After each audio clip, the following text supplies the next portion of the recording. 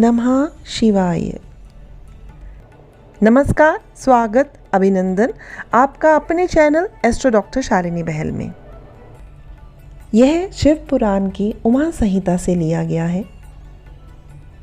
पूर्व काल में पार्वती जी ने नाना प्रकार की दिव्य कथाएं सुनकर परमेश्वर शिव जी को प्रणाम करके उनसे ये बात पूछी।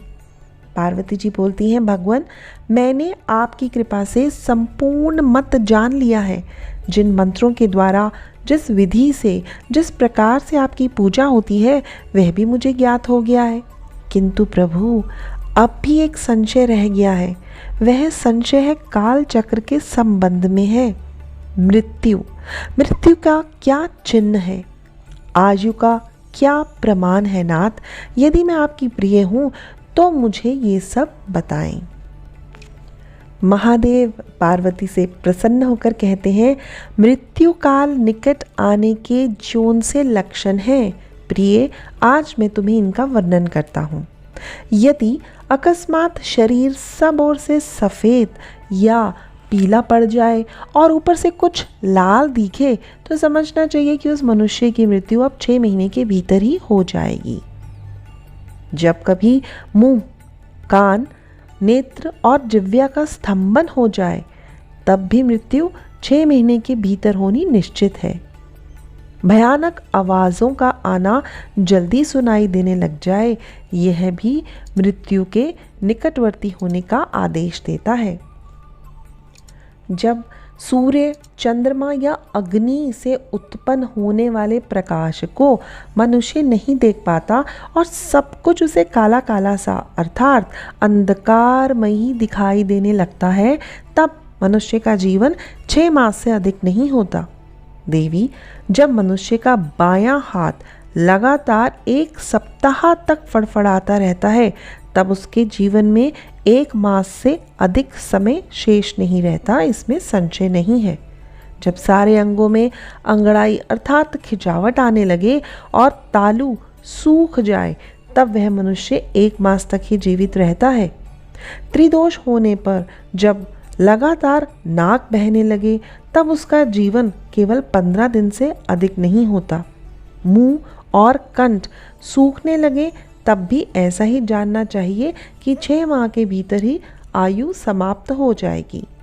जिसकी जीभ फूल जाए और दांतों से मवाद निकलने लगे उसे भी 6 महीने के भीतर ही मृत्यु आ जाती है। जल, तेल, घी तथा दर्पण में जब अपनी परछाई ना दिखाई दे या विकृत होकर दिखाई दे तब कालचक्र के ज्ञाता पुरुष को यह जान लेना चाहिए कि अब उसकी आयु बहुत कम शेष रह गई है।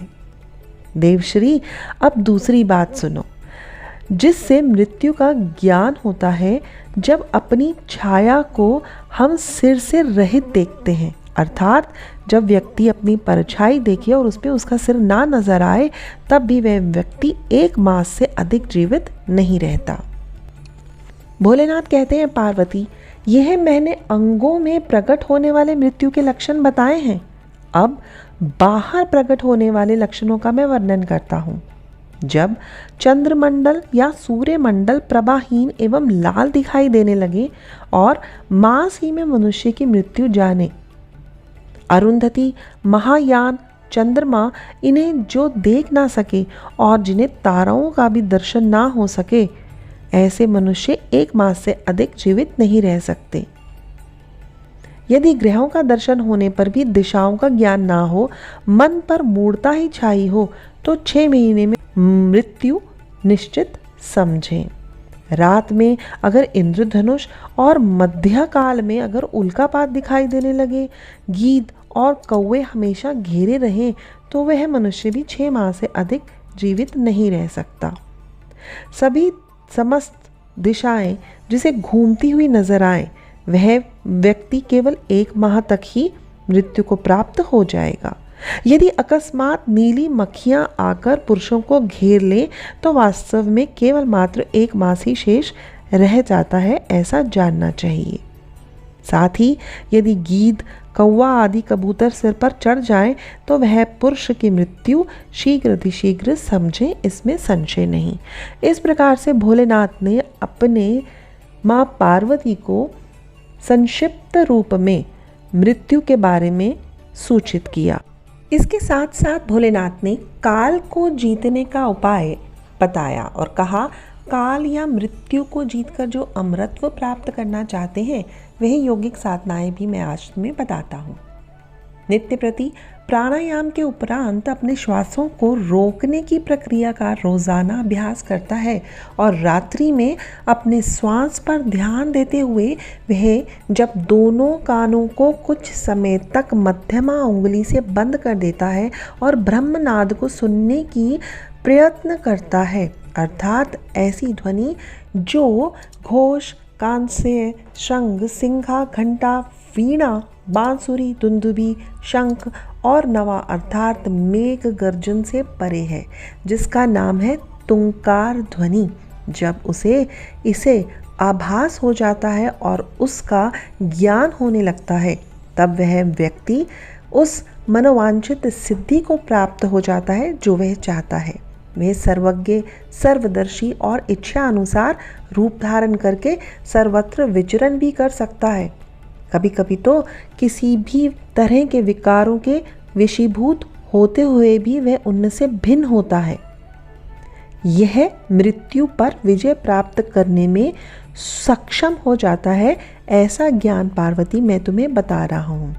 अतः भोलेनाथ का स्मरण करते हुए इस नाद को भीतर से सुनने की चेष्टा हर व्यक्ति को नित्य प्रति करनी चाहिए, जिससे न केवल उसे मनोवांछित सिद्धि मिलेगी अपितु वह मृत्यु तुल्य कष्टों से भी परे हो जाएगा। ज़्यादा नहीं, अपनी जिह्वा को तालू पर लगाने की कोशिश करें और ध्यान साधना में धीरे धीरे अपनी रोज़ाना की प्रैक्टिस से जाएं। जिह्वा को गले की घंटी से सटकाने की कोशिश करें। धीरे धीरे व्यक्ति को शीतल सुधा का स्त्राव अर्थात एक शीतल जल का अनुभव होने लगेगा। जब योगी उसे पीता है तो वह अमृतत्व को प्राप्त होता है। भोलेनाथ ने आज माँ पार्वती को मृत्यु के लक्षण और मृत्यु से परे जाने एवं मनोवांछित फल तथा सिद्धि को प्राप्त करने की सभी विद्याएं इस शिव पुराण की उमा संहिता में बताई हैं।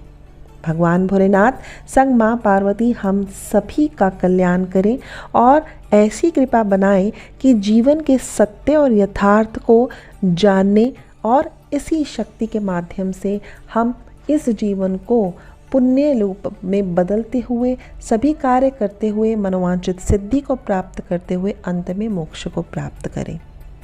मुझे सुनने के लिए सभी का दिल से धन्यवाद। प्रणाम।